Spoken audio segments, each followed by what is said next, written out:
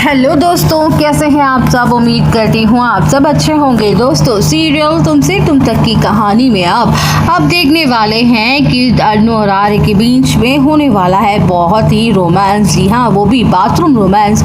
यहाँ पे देखेंगे कि अन्नू जैसे ही बाथरूम में जाती है और शावर गलती से खोल देती है, यहाँ पर आर्य सर पहुँच जाते हैं अन्नू को बचाने के लिए और दोनों एक दूसरे में ही खो जाते हैं। आने वाले एपिसोड में आपको देखने को मिलेगा कि अन्नू और आर्य फाइनली गोपाल और पुष्पा से मिलने के बाद वापस घर लौट रहे होते हैं और घर लौटते लौटते काफ़ी ज़्यादा रात हो जाती है और घर पहुंचने के बाद दोनों एक दूसरे से थोड़ी देर बात करते हैं। उसके बाद देखेंगे कि अन्नू बहुत ज़्यादा थकी होती है, इसलिए वो अचानक से सो जाती है और अन्नू को सोता हुआ देखकर आर्य सर उसे निहारते हैं और उसे बहुत प्यार आता है। अन्नू की तरफ वो देखते हैं, वो बहुत प्यारी लग रही होती है सोते हुए। आर्य सर अन्नू को सोते हुए देखकर और वो भी सो जाते हैं। यहाँ पे देखेंगे कि सुबह हो जाएगी, तब यहाँ पे गायत्री माँ पहुँचती है आर्य और अन्नू को उठाने के लिए, क्योंकि आज घर पे आने वाले हैं मेहमान। अन्नू की मुंह दिखाई के लिए अन्नू घबराकर अचानक से उठती है और देखती है यहाँ तो सुबह हो गई है। तभी यहाँ पे गायत्री माँ आती है और बोलती हैं कि तुम लोग ना जल्दी से तैयार हो जाओ, आज ना मुँह दिखाई की रस्म होने वाली है।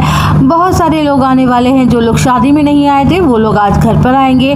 तो अन्नू कहती है ठीक है, मैं जल्दी से तैयार होकर नीचे आती हूँ। फिर गायत्री माँ यहाँ पे चली जाती है और वह भी तैयारियों में जुट जाती है। दूसरी तरफ अन्नू नहाने के लिए जाती है, वह बाथरूम में अंदर जाती है। उसे समझ नहीं आता है कि शावर कैसे ऑन होगा।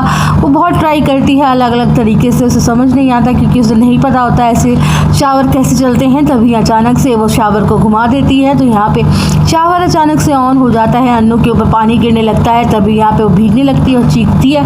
आर्य सर सोचते हैं कि अन्नू को पता नहीं क्या हुआ है। वो भागते हुए आते हैं अन्नू को बचाने के लिए। जैसे ही बाथरूम में जाते हैं दौड़ते हुए, वो भी अन्नू को भीग रहे होते हैं और वो भी भीग जाते हैं। तो दोनों आर्य सर जल्दी से शावर को बंद करते हैं। फिर अन्नू से पूछते हैं कि क्या हुआ, तो वो बताती है मैं शावर ऑन कर रही थी, मुझे नहीं पता चल रहा था कि कैसे ऑन होगा। यहाँ पर वो हंसने लगते हैं। उसके बाद देखेंगे दोनों एक दूसरे के करीब आते हैं। यहाँ पे आर्य सर अन्नू की आंखों में देख रहे होते हैं, अन्नू भी आर्य सर की आंखों में देख रही होती है। दोनों एक दूसरे को भी खो जाते हैं। फिर अन्नू अचानक से आर्य सर से कहती है कि मुझे तैयार होना है, माँ ने जल्दी से तैयार होकर नीचे आने को कहा है। तो सर कहते हैं कि ठीक है तुम तैयार हो जाओ। अन्नू जल्दी से तैयार होकर आ जाती है। इधर आर्य सर भी तैयार हो जाते हैं। गायत्री माँ जो वहाँ पे घर पे सारी तैयारियाँ कर देती हैं, सारी पूजा की तैयारियाँ हो जाती हैं, घर में मुँह दिखाई की रस्म हो रही होती है।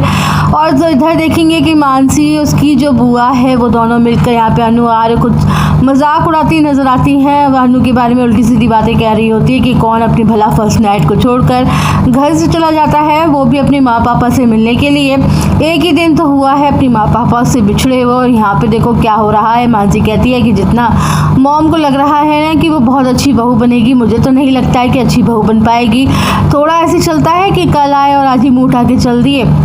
दूसरी तरफ मीरा के पास भी खबर पहुंच जाती है कि रात में अन्नू और आर्य सर दोनों घर पर नहीं थे, उनकी फर्स्ट नाइट नहीं हो पाई। ये सुनने के बाद मीरा काफ़ी ज़्यादा खुश होती है। अन्नू आर्य सर एक दूसरे के करीब नहीं आ पाए ये जानकर। तो यहाँ पे आर्य सर से देखते हैं कि अन्नू को तैयार होकर मुंह दिखाई की रस्म में आ रही होती है। अन्नू काफ़ी ज़्यादा सुंदर लग रही होती है, खूबसूरत लग रही होती है। आर्य सर की नज़र उस पर से हट नहीं रही होती। फिर देखेंगे कि आर्य सर जो है वो अन्नू के करीब आते हुए दिखाई देंगे। यहाँ पे इनका एक छोटा सा रोमांटिक सीन भी देखने को मिलेगा, जो कि मुँह दिखाई की रस्म में उसकी तैयारियाँ हो जाएंगी। अन्नू भी फिर तैयार होकर नीचे आ जाएगी। आर्य सर कहते हैं कि उन्हें थोड़ा काम है, वो जल्दी मुंह दिखाई की रस्म में शामिल होंगे और थोड़ा ऑफिस जाते हैं। वहाँ से अन्नू भी मुंह दिखाई की रस्म में आ जाती है। घर में बहुत सारे मेहमान आते हैं, सब लोग अन्नू से मिलने के लिए आते हैं और यहाँ पे पुष्पा गोपाल भी आते हैं और सभी काफ़ी ज़्यादा मिलजुल कर अन्नू से बातें करते हैं, अपनी बेटी से बातें करते हैं, मिलते हैं और काफ़ी ज़्यादा खुश होते हैं। यहाँ पे सारी फैमिली मिलके एक दूसरे से बातें करते हैं, सब लोग को इतना प्यार करता है और एक सब लोग बहुत अच्छे लग रहे होते हैं देखकर। अन्नू बेटी की शादी इतनी अच्छे घर में हुई है। यहाँ पे गायत्री माँ इतने ज़्यादा प्यार करती है, आर्य सर भी अन्नू को बहुत प्यार करते हैं। ये देखकर गोपाल और पुष्पा दोनों ज़्यादा खुश होते हैं।